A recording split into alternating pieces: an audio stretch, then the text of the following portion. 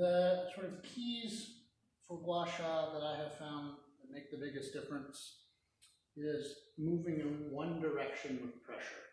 So I'm not wanting to rub back and forth. I'm wanting to apply pressure, push or pull in one direction at a time, release that pressure and come back. It doesn't matter what that direction is. And you can switch directions. If you start trying to work on an area in one direction and you find your mechanics or the angle is just weird and you want to come to the other side and work the other way, no big deal. That's not going to negatively affect the outcome. But you get much better results if you're not just rubbing back and forth. The other thing that makes a big difference is not having that tool at a 90-degree to the surface you're working on. The more acute that angle, the more of that kind of squeegee effect that you get drawing the shot of blood up into the skin. So I lay it down as low as I can get it comfortably. I like the spoons because my fingers can be inside that groove, and then I don't really need any pressure to hold the spoon, and I don't really need to even use my thumb. It's laying on the back, but I'm pushing along the heel of my hand predominantly. Be aware of where the handle of the spoon is at.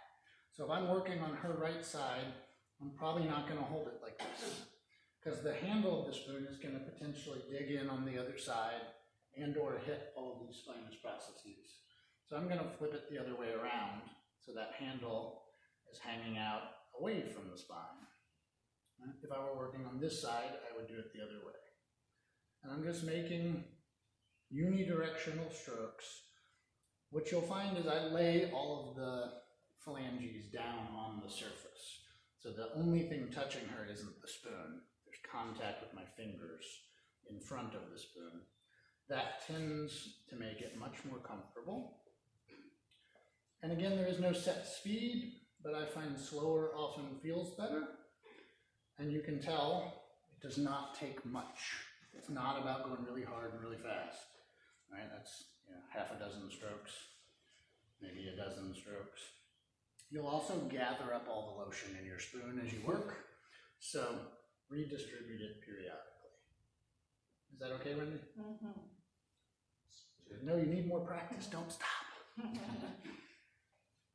Just like that. So when you typically start, do you start at the neck, or would you go down, or would you? There is no set stroke length. You can make really short strokes or really long strokes. I dictate that based on where I'm working and why. So if I'm trying to work levator scapula's attachment, I'm not going to make a big long stroke. Yeah. I'm going to come right down here and run straight into the scapula with it, just like that. Nice, quick, short rather, little strokes. They can be slow. That doesn't make any difference. If I'm working someone's entire erector spinae, I could stroke from shoulder to sacrum in one stroke.